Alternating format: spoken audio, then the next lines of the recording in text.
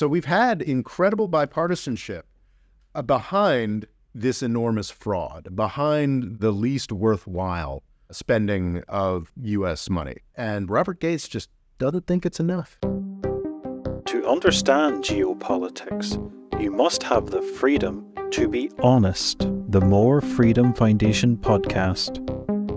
Hello, Rob. How are you this week? Well, Ruairi, I'm in a pretty bad mood. Why, what have you done now? Oh, so much. Beyond my petty personal disasters, I've got construction going over my head all day today. And I'm also just really, I feel like we've kind of finally lost Joe Biden. Why, what's he done? Has he wandered off somewhere and forgot where he's at? Well, that's certainly always a possibility with our geriatric in chief. But no, I think really, I mean, George W. Bush was a pure creature of the military-industrial complex. He rebelled against his military-industrial complex father by doubling down on the dumber and more violent aspects of that complex. But every president since, Ruairi, has tried to get away from the rolling 20-year catastrophe that the U.S. foreign policy establishment has inflicted on the world. Barack Obama tried, desperately with speeches, with the Iran nuclear deal, with his opening to Cuba. Of course, he was eventually, and actually quite quickly, utterly defeated by the military-industrial complex. And then he was implementing the surge in no time? Exactly. He was bludgeoned into doing the surge because he was like, well, at least we can withdraw from Iraq. And then he was convinced to turn Syria into a free fire zone for the Islamic State and other jihadists, which then, of course, required the United States to jump right back into Iraq.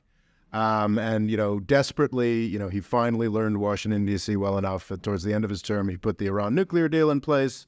But it was never really implemented, even before Donald Trump destroyed it. But Obama at least tried. Donald Trump came to power saying a lot of horrible things, let's be clear, but also with a kind of impressive focus on how failed U.S. military efforts had been, perhaps just solely to embarrass the Bush family. But there's that clip from the 2015 Republican debate where he's just like, this has been a complete catastrophe. We've wasted trillions of dollars.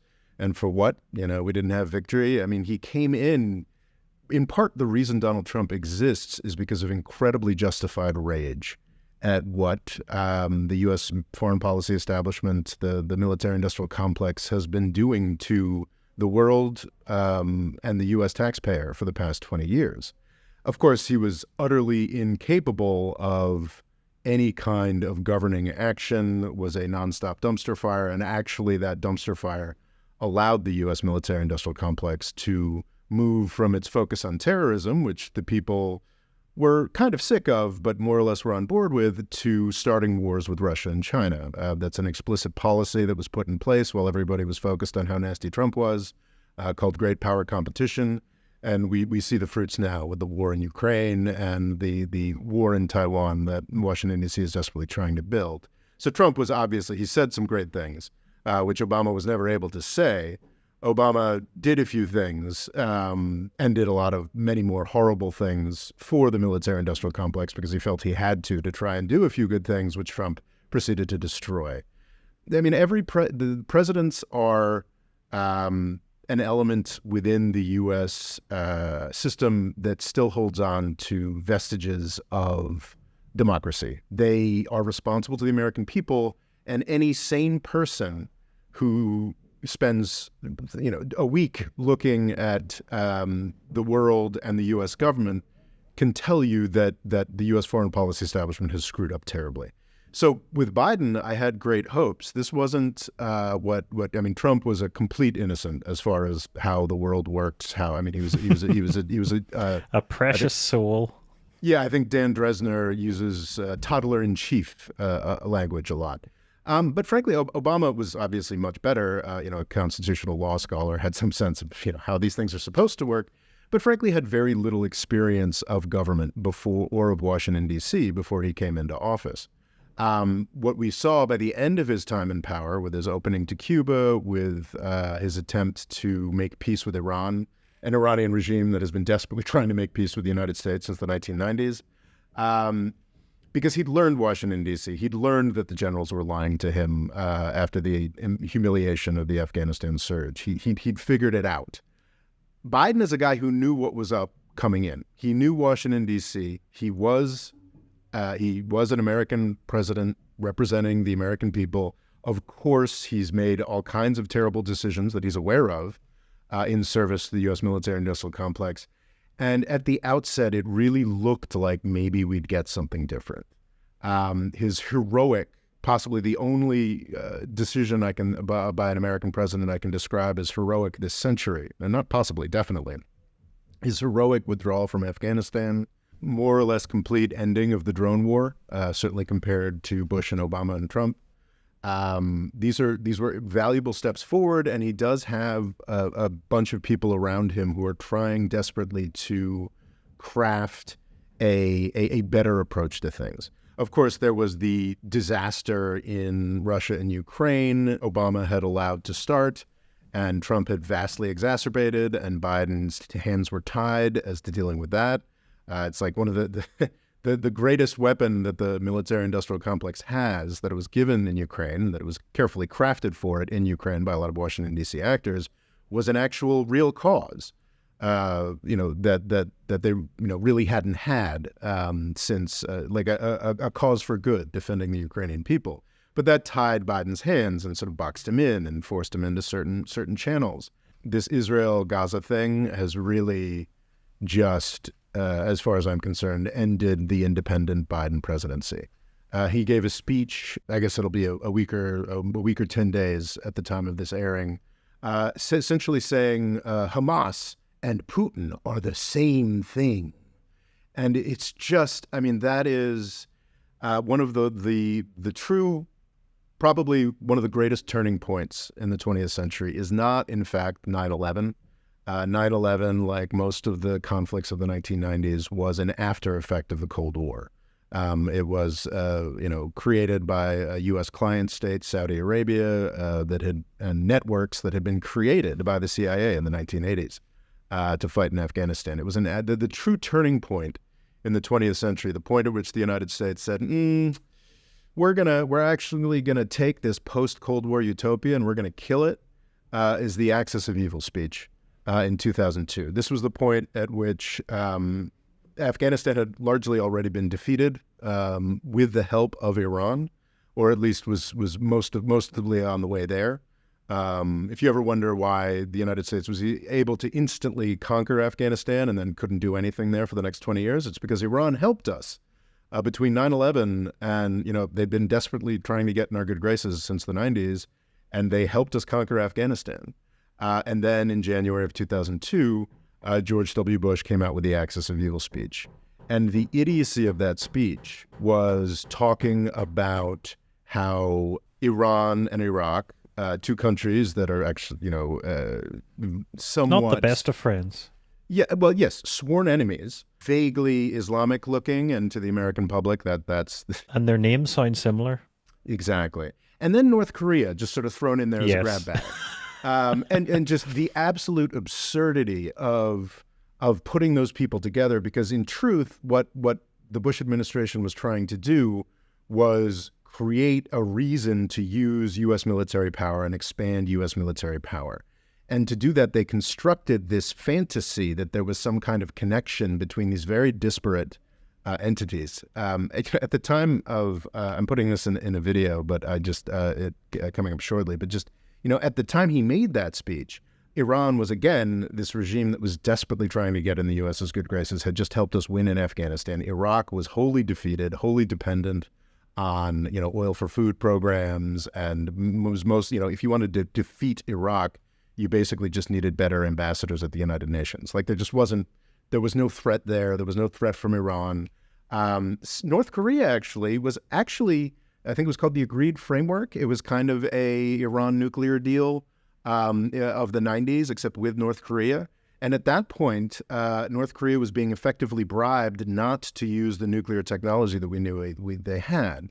So Bush's Axis of Evil speech, this sort of idiocy of let's create these evils that we can use military against, turned Iraq into a trillion-dollar nightmare, multi-trillion-dollar nightmare for the U.S. Military, that eventually produced a country that is a protectorate for Iran, which has now finally been convinced that the United States will never treat it with the decency that it has been begging for 30 years, and is not really a regional rival. But if the United States insists on having as many vulnerable U.S. troops as we do, is a real problem for us. And North Korea, thanks to the Bushies, became a nuclear armed state. So it was cataclysmic failure, and part of the absurdity of that was this desperate urge to throw these disparate elements that had nothing to do with each other other than trying desperately to survive U.S. aggression, sort of led to these 20 years of failure. Biden's speech a week or 10 days back, claiming that Hamas and Putin are the same thing, is like the Axis of Evil speech on steroids. It is even less logical.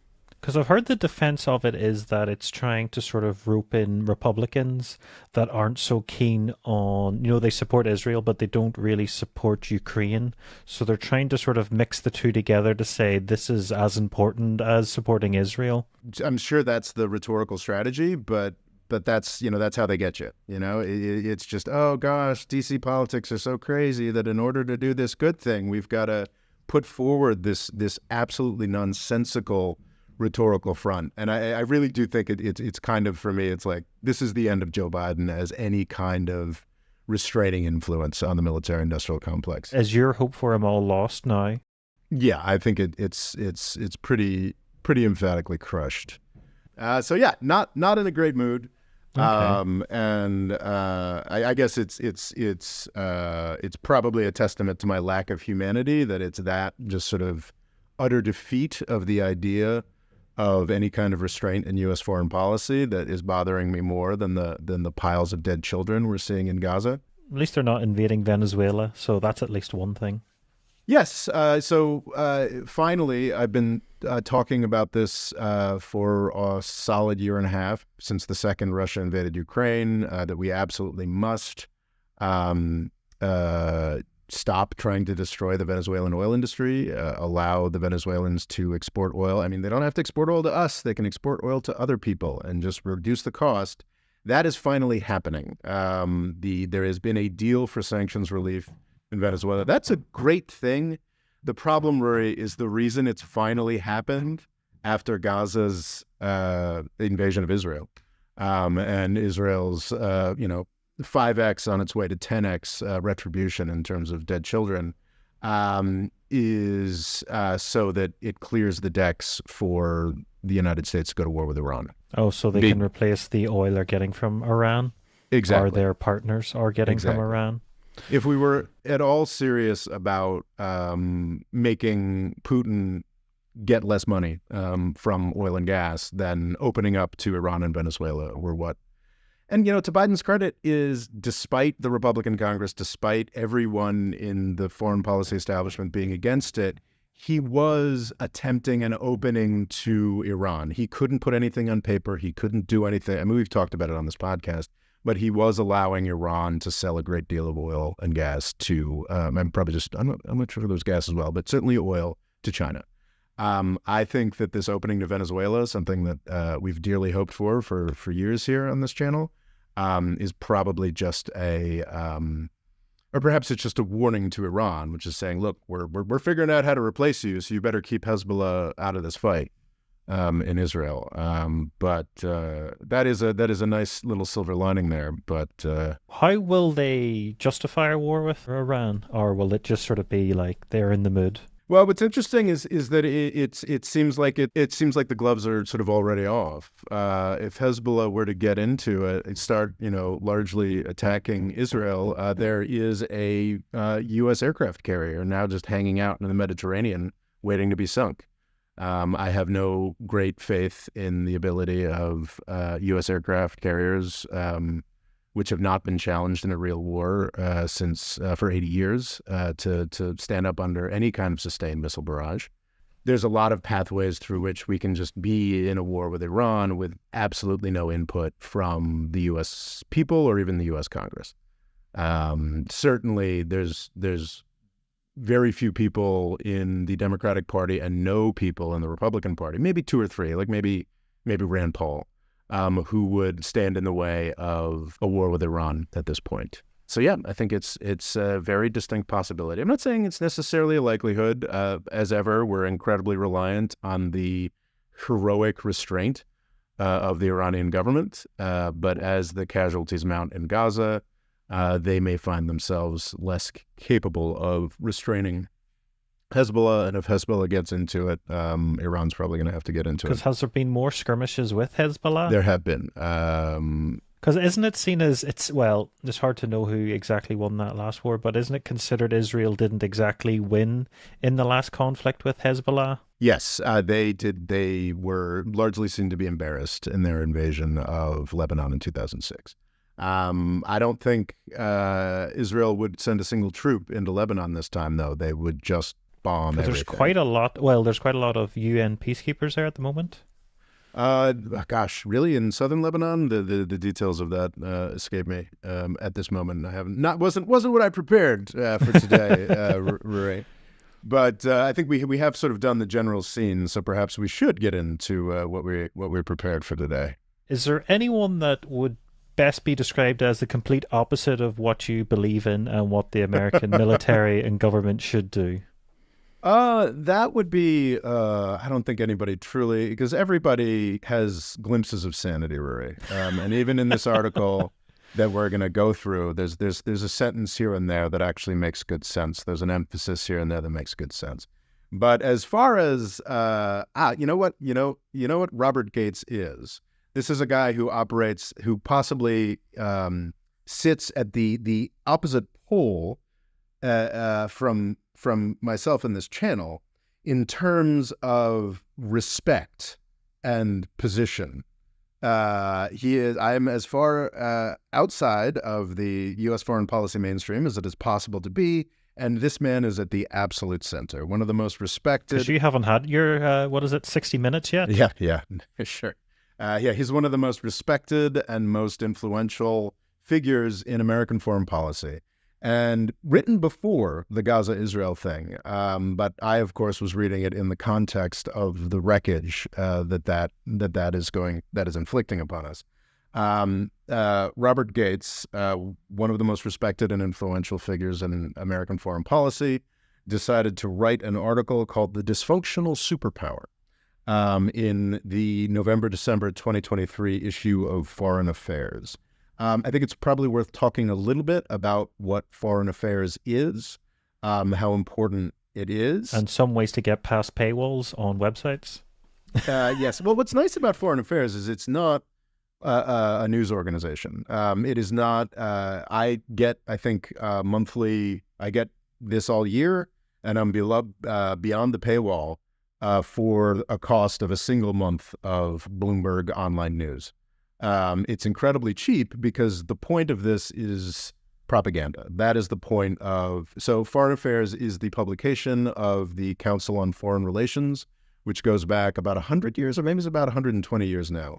And it is part of sort of the permanent government, the deep state, the blob. Like the Pentagon News, essentially? Not really, no. So this is, okay. It's traditionally got a lot more influence from U.S. corporations.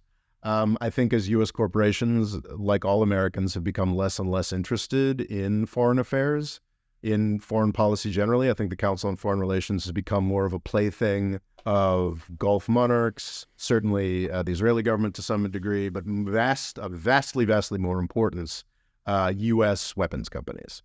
But despite that, Foreign Affairs has retained its pole position. So Robert Gates is kind of bummed probably because he got bumped out of the, normally if Robert Gates had decided to write commit an intervention of this note, it would be on the cover, but he got bumped by the actual national security advisor of the United States, Jake Sullivan. So that's the kind of outlet that Foreign Affairs is. There are occasionally great articles in Foreign Affairs. They do let some dissident figures, intelligent figures write in Foreign Affairs, but typically, in this issue, You've got sorry. Just an extent to so who's paying for all this? The reason Foreign Affairs is so cheap and so influential. You have on the first page a big ad from Palantir, which is Peter Thiel's sort of tech AI, what have you. It used to be for years. It was always Boeing or Raytheon, but Palantir is, now Silicon Valley is part of the military-industrial complex too. For AI swarm drones, which sounds exciting. Yeah, that's Palantir. Aren't they great? So 22nd U.S. Secretary of Defense from 2006 to 2011. Yeah, let's talk a little bit about Bob Gates and how he is as influential as he is. So Robert Gates is actually, he's not from the idiot wing of the Republican foreign policy establishment. He's not The field nerds? He's a success nerd. He is not a success nerd. Well, he's old enough. The man is 80, and I do feel a little bad. He actually looks quite well for it, eh? Sure it's a current picture, but he's not of the generation of H.W. Bush and James Baker, who actually did Baker as well, actually fight in World War II and then went on to wage and win the Cold War. But he was one of the underlings working with Bush and Baker. He was not some clown raping Central America for the benefit of right-wing donors. Those are the people who ended up forming George W. Bush's policy. But he was he was the head of the CIA in the sort of at the end of the Cold War, and he was. So we'll try not to follow it with him too much. Indeed. He's a powerful, influential. He can make people figure. disappear, I'm sure. He was the head of the CIA at the very end of the Cold War, but also throughout the 1980s was director of intelligence. I'm not entirely certain what that means beyond like my reading of Tom Clancy novels years ago. But I think there's some controversy over the fact that the CIA entirely missed the fact that the Soviet Union was falling apart. But that's that's just the military-industrial complex. The point of the military-industrial complex is to make people scared. And that's actually, I think that gets to what's going to be the title of this episode, which is the U.S. empire's massive fraud. Sorry, I've just remembered of a story about a woman in England thought they were being attacked because, the paragliders were used in the attacks on Israel. Yes, I'm aware of that. So she seen a paraglider and thought that they were coming for England. So I think that's the level of fear they would desire. Yes. And during the Cold War, you had the very real threat of the annihilation of the human species. And some experts would tell us that we're even closer to that annihilation currently, but it's just not in the news anymore. I would find that proposition hard to disagree with. But it's was not a monstrous fraud. It was probably just a minor fraud for the CIA to cover up the details of the Soviet disintegration, if that's what happened.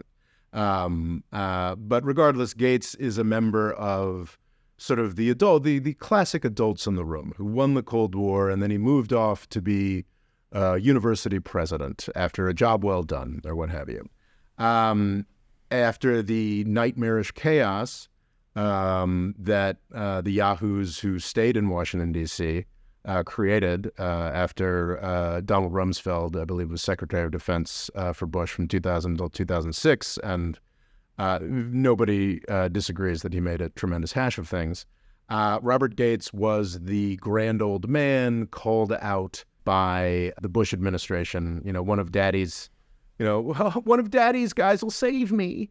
And that is largely through a great deal of, and this is the monstrous fraud part, through a great deal of media primping and outright lying and complete misunderstanding of what the surge in Iraq accomplished, or rather did not accomplish. Because he's still very defensive of it. He seems to think it was a great thing to do. Sure, it was a big win in Iraq. Don't pay any attention to what happened 5 years later when the Islamic State almost took over the entire country. And of course the Afghanistan surge, which was also so he became the Secretary of Defense, or Secretary of War, if we were a little more honest. And what makes him such a respected and influential figure is that he was appointed to clean up the mess in the last years of Bush, and then Obama, even though he was a lifelong Republican, Obama kept him on as Secretary of Defense for, I think, 3 years. And he, once again, he's incredibly savvy, got out before any of the catastrophes of the Obama administration came to fruition. So he got out in 2011, is my understanding. So he worked with Obama for 3 years. He's just seen as this massively bipartisan, lovely figure. His memoirs... Although he did write a book, didn't he, where he was criticizing Obama? Well, of course, he's a Republican. And we'll but get Joe a little Biden's bit... the worst, apparently. Is that what he said about... Yeah. Unfairly, I would argue, seen as a great success and a great bipartisan figure. So when Robert Gates wants to make an intervention, it's a really big deal. And how rude of Jake Sullivan to get in his way and take away his foreign affairs cover. I do have to say, though, that this Jake Sullivan thing, we were talking about just sort of the fall of Biden. Jake Sullivan, the national security advisor, meant for this cover story to be a really, really big deal. I just got it last week. It would have been released online probably as Hamas was invading Israel. And I haven't read this. I should read it at some point. But it does, and I'm stealing from somebody on Twitter. I can't remember who pointed this out. It is the pull quote of all pull quotes that just sort of illustrates what foreign affairs is, or how useful it is for analysis of the world, which is the Middle East is quieter than it has been for decades. Wow. Sorry. So that's probably actually all we need to know about the Jake Sullivan piece. Turning to the dysfunctional superpower. This article absolutely enraged me. The first paragraph of this article enraged me. And this is U.S. empire's monstrous fraud. We're going to spend 2 episodes going through this article because, again, this is one of the most influential and respected figures in foreign policy. And I think what he's putting forward here is deeply, deeply fraudulent because it is rooted. Can you see this being used as a template for the next 10 years? There's very little here, Ruairi, that isn't already. This is more a crystallization of the conventional wisdom in Washington, D.C. The documents being laminated at this point? Yes, this is a summation of the view of the world of Washington, D.C. at this point, and how nothing is Washington, D.C.'s fault. The world is getting so much more dangerous. You, the U.S. taxpayer, must absolutely be afraid. Be very, very afraid and give us more money because we're the only way you're going to be safe. And you're not allowed food stamps anymore. That's the big problem.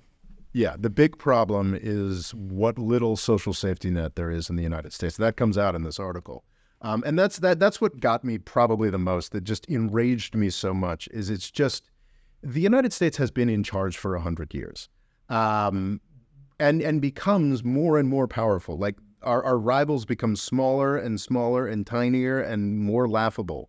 Putin is a shell. Russia is a shell of what it was 30 years ago or even 5 years ago. Hamas is a disgusting little terror group that the Israeli and U.S. governments have maintained in power for a decade or so because it's such a useful foil for them.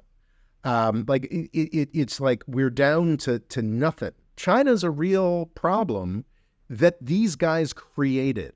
I'm not saying that it was bad to help China get rich. What was bad was to help China get rich and then spend 20 years antagonizing them, telling them, here, get rich in this rules-based order we have. By the way, none of these rules apply to us, and if you want to be a great power, you've got to prove that you can destroy countries the way we can. That's the reason the world is dangerous, and that's what's so pernicious about this. This is a 20-page call to give more money to the Pentagon, to give more money to weapons of destruction. And I get it. Like, the world does look a little bit more dangerous. But what this article is, and what most of what's published in Foreign Affairs is an exercise in covering up why the world is more dangerous. Because the main reason the world is more dangerous is because the U.S. government has taken enormous sums of money from the U.S. taxpayer and used it to make the world worse. But the American military doesn't know what money they'll have when a certain agreement is made for the past 10 years. It was one of the really weird, like, it's like when the budget is done up, they don't know exactly what they're getting. And apparently this is really what's doing America down. Some bizarre technicality no one's heard of. Yeah, we'll get it as the article is. It's fascinating the way that minor bureaucratic snafus get in the way, and I think it's important to think about what is the ideal idea of Washington, D.C. What is their platonic ideal of what a president should be doing? And the horrifying truth, Ruairi, the horrifying truth is that they still all think George W. Bush had the right ideas. Maybe he could have, implemented things a little bit better. We've covered over and over again on this channel what a nightmarish set of catastrophes Barack Obama created through his aggression. His aggression in Syria, his aggression in Libya, his aggression against China, his aggression against Russia. The Washington, D.C. mode, what everybody believes, what I'm sure Robert Gates believes, he's too polite to say it in here, is that Barack Obama was a big wimp because he didn't send troops into Syria. He didn't go as hard as Bush did. And that's the thing. It's like, I think a lot of, anybody writing in this episode, in this issue of Foreign Affairs, anybody in the U.S. foreign policy establishment will tell you that George W. Bush was a big failure. Obviously, he sucks. But they just desperately want every president to be George W. Bush. And that is a really horrifying thing to realize. And I think gives you a sense of again, this monstrous fraud that is being perpetrated on the American people. This idea that, you need to be totally afraid of everybody else and not afraid of this foreign policy establishment that has frickin' ruined the post-Cold War utopia. Well, just we're seeing, well, I know it's very partisan, but just we're seeing a kind of kickback at the American military in America, but only if it's weapons going to Ukraine, even though Ukraine's currently costing America less than Afghanistan, but a lot of Republicans feel like they should still be in Afghanistan. So there's a strange, like, oh, think of all the money this could have been spent in America, but it's very specific. It doesn't seem to expand into other realms. It's like, we don't really need a lot of this equipment that could be spent in America. Yeah, as if the Republicans are chomping at the bit to fund some inner city schools or something. Yes, or some trains. But that's a great dynamic to highlight, because so much of this just falls apart in partisan nonsense. The truth is, it's all a mess. It's all fraught. It's all screwed. Like it's good to defend Ukraine, but Republicans and Democrats worked together over decades to put Ukraine in that position. And this myth that they're like, Trump came into power saying like, God damn it. Like he didn't use the explicit terminology, but essentially what he was saying is that the military industrial complex has done us wrong. And not the first thing he did, it took him a while to do it. But what he did was take the one thing that Obama did that might have extricated us from the power of the military industrial complex, the Iran nuclear deal, and ripped it to shreds because of partisan nonsense. And that's one of the great tools. There's nobody in the Republican or Democratic parties who's saying, actually, all of this is a bad idea.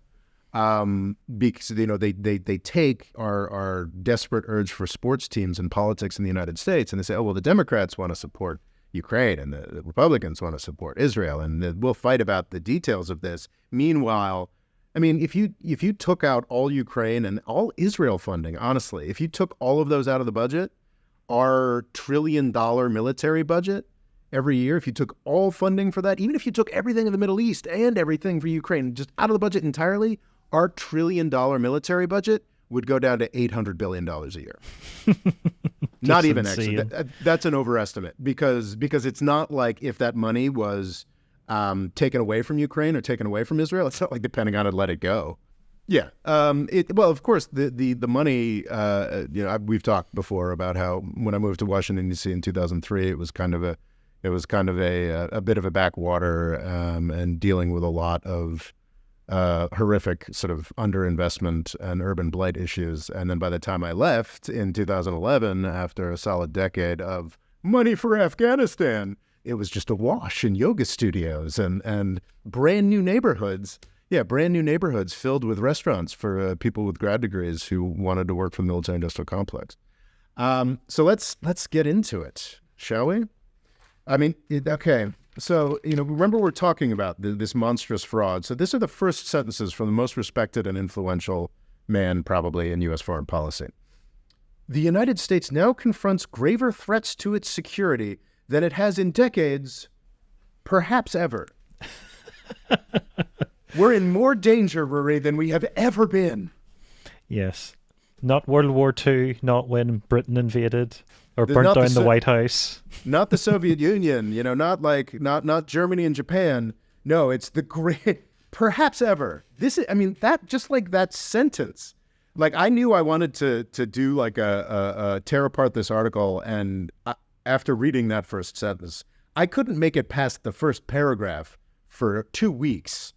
It was so enraging. So the United States now confront. This is the most respected and influential man in U.S. foreign policy, and he's saying that this is the most danger the United States has been in ever. Never before has it faced 4 allied antagonists at the same time. That aren't really allied.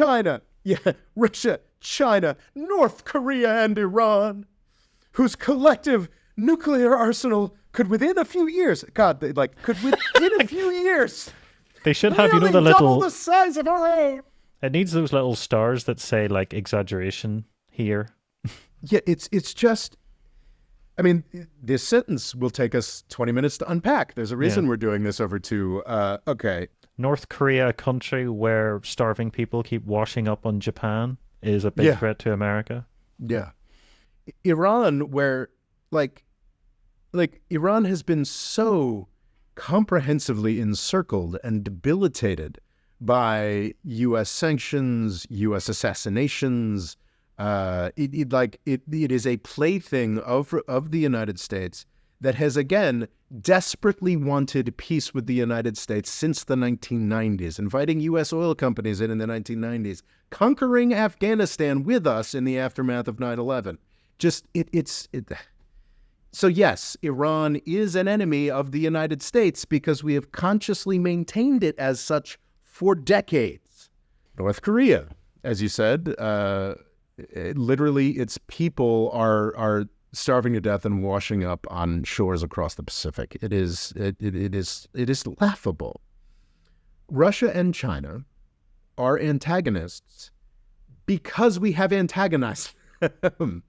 Because this guy and the other people who have sat in the office of the Secretary of Defense, the Secretary of State, the presidency, and thousands of functionaries below them have worked so goddamn hard to turn Russia and China into rivals.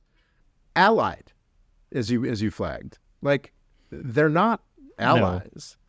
They don't have any kind of... I guess there's the Shanghai Cooperation Organization that that's not like a thing. That's like BRICS, like allied, like like when you consider Russia's joke version of NATO, when Armenia called for help, they got nothing. So considering how vague this coalition is, it's like they're not going to help anyone. They have been, Iran has been sending drones to Russia. I believe Russia is buying missiles or what have you. There are connections between these, and North Korea is definitely providing artillery. I think artillery rounds to Russia. That's a recent news story. They are aligned. They are thrown together. Countries that have very little in common and actually have great basis for antagonism. They are thrown together by U.S. aggression because the United States consciously has thrown them together. This guy's boss, George W. Bush, 21 years ago, tried to make this seem like a real thing, this sort of axis of evil. Honestly, Gates doesn't use axis of evil, but Mitch McConnell has started talking about an axis of evil again. Pivot of bad. What about that? A pivot of bad. That does sound a little bit better. But it's just so goddamn frustrating. Okay, we've made it to the third line, and I think it's really key and gets to what the emphasis of this entire article is: spend more money on weapons, spend less money on Social Security, spend less money on Medicare, spend less money on the U.S. public, because we got to go out there and make these wars. It is not a mistake. It is not a random thing that he starts talking about the nuclear arsenal in the third line. Robert Gates is a member of the military-industrial complex, and what he desperately wants is more nuclear modernization. He wants more money put into our nuclear weapons. He doesn't want, and he does actually talk a little bit at the end about, public diplomacies would be an important thing to do, but he wants more money for Washington, D.C. And that's fundamentally what the nuclear arsenal is. It's more money for contractors. It's more money for executives. It builds more mansions because it's tremendously complex stuff. This isn't even the good old military-industrial complex. That actually, the good old military-industrial complex seems to be what we need. But did you actually see anything in this article talking about artillery rounds? Well, nothing about jobs in all the states. There's nothing in here about how humiliating it is that a year and a half into our proxy war between Ukraine and Russia, Ukraine is running out of artillery rounds as badly as Russia, the country that is like a 30th of the GDP of the U.S. and the EU together. It's roughly the GDP of Spain, I think. Yeah, that's a real humiliation. That's a real need. We really need to build artillery factories that build artillery shells. That's actually something we need. That's a demonstrated serious gap in war fighting that we're going to need if Robert Gates can start the war he wants with China over Taiwan. If Robert Gates, for the war in Ukraine that folks got, that Washington, D.C. wanted and got, for Israel's wiping out of Gaza, we need artillery shells desperately, desperately, desperately. But that's not what he talks about in the third line here. Because artillery shells, you'd actually have to build a factory. You'd actually have to give jobs to people. It would actually provide useful war material. What he's interested in is incredibly complex, incredibly difficult things that provide money for executives and engineers. And that's what nuclear modernization means. But it's also, there's no need for it. Like, America can destroy all these nations, no problem. Yes, fundamentally, nuclear modernization is, and that's his third line, is like a truly like everything has failed. Everything has failed, and we're gonna. What's extraordinary is so we're gonna nuke China over Taiwan. One of the most horrifying things I saw was that Admiral James Stavridis, who's I think to his credit, isn't just a former general who's cleaning up, taking money from Gulf countries and defense contractors. He's actually trying to be a public intellectual. I think he was a former NATO Supreme Commander. He was an admiral in the Navy. And he wrote a book where the United States nukes China multiple times over Taiwan. And it's just like, what? Think about how evil that is to be our proxy of 20 million Chinese people couldn't stand up to 1.5 billion. So I guess we're going to nuke Shanghai.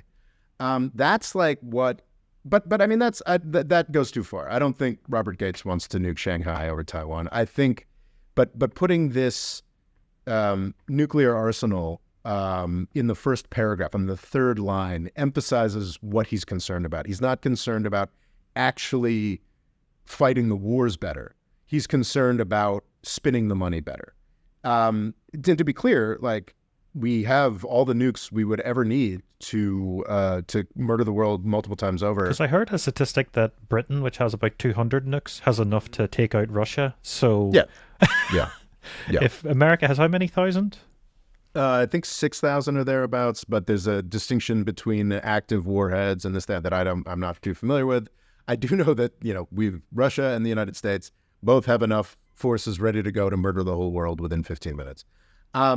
Now, to be clear, I do believe there's some scope for making sure these tremendously complicated machines of death are operating okay and aren't going to just explode on the pad or that sort of thing. They do need to be modernized or what have you. But what's freaking extraordinary about this is he doesn't mention that there's already a $1 trillion program of nuclear modernization ongoing in the United States. But yeah, he makes it out like you haven't spent money on nukes in like 20 years. We are literally spending $100 billion a year for the next 10 years. And you know what? Like, probably half of that shouldn't happen in this new disgusting platforms. But, I would say that we should totally spend like $500 billion on nuclear modernization over the next 50 years, to make That's sure the intro sorted. I'll just clip that. Just you saying that. Well, I'm happy to hear that. Just so they don't, explode on the pad or fall apart. As long as Russia has nukes and China has nukes, the United States has to have nukes. But just on the third line, just ignoring, we're thinking about nukes and nowhere in here does he mention artillery. Nowhere in here does he mention the fact that we are pouring, that's the math, right? $100 billion a year for the next 10 years into modernizing our nuclear. $100 billion. So we're spending vastly more than we're spending to support Ukraine into building new nuclear platforms every year. But that could be 200 billion, Rob. You need to think outside the box. Yeah, that's what he's arguing here. That's what the most respected and influential guy in U.S. foreign policy is arguing, that the $1 trillion we're spending, and with this, I think for sure, with this supplementary bill for Ukraine and Israel, we will be spending $1 trillion on the U.S. military this year. It's such an obscene amount of money for nothing. But what about the Korean War? Not since the Korean War has the United States had to contend with powerful military rivals in both Europe and Asia. I mean, I spent a lot of time belittling the Soviet Union, but the whole Cold War, you had China and the Soviet Union, and they weren't enemies until the end of the 1960s. So anyway, yeah, but I mean, why would anybody working in foreign policy have any sense of history? In fact, having any sense of history working professionally in U.S. foreign policy is actually a detriment. Anyway, no one alive can remember a time when an adversary had as much scientific, technological, and military power as China today.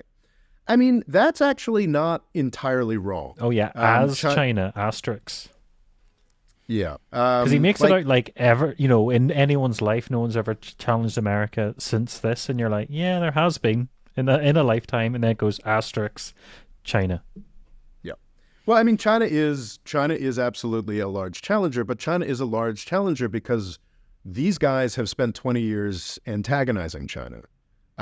It's really the opportunity we had in the 1990s was we can allow China to get rich. We can allow India to get rich. We can, within a context of a post-Cold War... But also in a way that, benefits America as well. Of course. China wasn't getting rich at America's expense. Obviously, you could argue American workers, but American corporations may have made a killing out of it. Of course. And that would have kept going. But my thought that I'm trying to finish there is that we could have allowed China to become massively rich and the U.S. to profit from it in the context of a post-Cold War settlement that was completely designed and run by the United States. And instead, we chose to go after Bush's axis of evil and wreck that and create a situation where, and this is the blind spot in Robert Gates and every other foreign policy. I can point to a lot of specific things that the United States did to antagonize China and Russia specifically, but beyond that, and I think much more importantly and completely neglected, is what the United States did for the entire Bush and Obama administrations. We said, get rich within our global order. It's a rules-based liberal order. Oh, and yeah, any country we dislike, we're going to smash them into the ground. We are going to murder them. We are going to destroy them. We are going to, step out of line, and we're going to just absolutely slaughter you. Just with sanctions? No, I mean, Iraq. Oh, Libya. Yeah, but what I mean is you can destroy a country with only sanctions, and then we could go the extra mile. Yeah, and crush you. Well, that's the thing. We could have I would argue that our sanctions weapons would have been infinitely more powerful if we hadn't destroyed Iraq, Syria, and Libya, because so we basically, we've talked about it before on this podcast, but in 2011, So China and Russia both desperately tried for 20 years after the end of the Cold War to fit into our system. And we shat in their face over and over and over again, destroying Iraq, destroying the Middle East, destroying Syria, destroying Libya.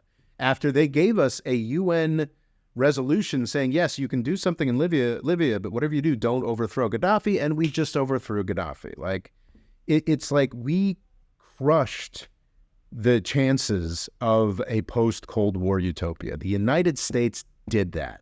And yes, China is big and rich and now scary in some respects. I don't think anywhere near as scary as Gates wants to portray it as, because we have backed them into a corner. And we have demonstrated over and over and over again that we have nothing to offer other than violence and ruin to those who try to go their own way. That's what Gaddafi was. That's what Saddam Hussein was. That's what Assad still barely is. And it's just like, but like nobody wants to acknowledge, just, oh no, just Russia and China just decided in the 2010s to be mean. Like, did you just sleep through the 2000s? Did you just sleep through the 9/11 war on terror, the destruction of Africa, the destruction of the Middle East? Did you just sleep through that? So anyway, back to, I feel like, yeah, I'm glad we've dedicated 2 hours to Robert Gates, because I think we've almost finished the first hour. With the second paragraph. Yes, it's on to the second paragraph of a couple hundred. The problem, however, is that at the very moment that events demand a strong and coherent response from the United States, the country cannot provide one. Its fractured political leadership has failed to convince enough Americans that developments in China and Russia matter. And you know why? Because they don't. Developments in Russia and China don't matter unless you've spent decades crafting U.S. proxies on the borders of Russia and China. Like, that didn't matter. That didn't have to happen. Like, this was a choice that the United States poured billions and billions and billions of dollars into. So, like, Taiwan and Ukraine, what happens to China and Russia, in China and Russia, matters very, very much to Taiwan and Ukraine. It does not matter to the United States at all. It just doesn't. And you know, like, it's interesting that the fractured, like, there are serious problems with partisanship in the United States, Ruairi. Don't let me undermine that at all. But the problem, the dysfunctional aspect of the superpower that Robert Gates identifies throughout this piece is not that that there's race relations issues, not that there's tremendous resentment over housing or healthcare or education or inequality. No, the problem for Robert Gates is that the Republicans and Democrats are ineffectively selling weapons. Yeah, they're not doing a good enough job. Everything the Pentagon wants. Yeah, they're not participating in the military-industrial complex's monstrous fraud to the extent that Robert Gates would like them to. I remember him talking about Afghanistan. He was talking about what a massive threat it was, but he talked about it like it was a regime, but he couldn't name one person. And then he talked about the UN helping with that famine thing, and you're like, yeah, this is a country with a famine that's just had a horrendous earthquake, and this is your big boogeyman. It's horrendous how he just doesn't really consider the necessities of life, but it's all just about, guns and nukes. We need more money for them. We need more money for guns. We need more money for wounds. It is extremely frustrating. And the thing is, we actually have pretty extreme bipartisanship. The one thing that Republicans and Democrats have agreed upon very consistently over the past 2 decades is giving the Pentagon whatever it wants. Look at how I don't think there's a single Democrat in the Senate. There are some Democrats in the House who want to pressure Israel into a ceasefire in Gaza, but there aren't any Democrats in the Senate, and there's not a single Republican. There's an interesting dynamic that was identified is that the greatest, and Biden, I'm not sure if he's gotten it through yet or not, but Biden is trying to get a package of new funding for Israel and Ukraine through. And Mitch McConnell, his big Republican enemy, is his biggest ally in trying to get it through the Congress. So we've had incredible bipartisanship behind this enormous fraud, behind the least worthwhile spending of U.S. money. And Robert Gates just doesn't think it's enough. Thinks we should do more. Thinks we don't need to spend $1 trillion on nuclear weapons over the next 10 years. We need to spend $3 trillion.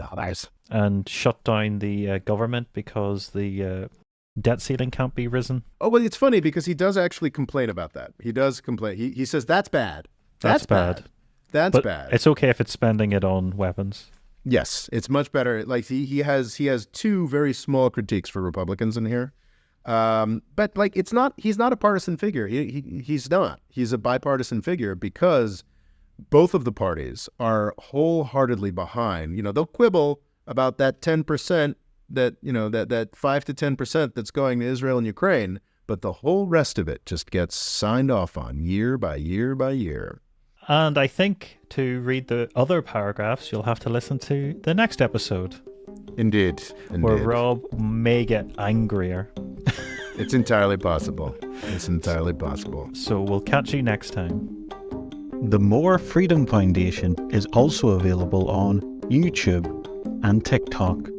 Rob's Twitter is RobOLaw, and he's also written a book called Avoiding the British Empire, What It Was and How the US Can Do Better. And music provided by Kevin MacLeod.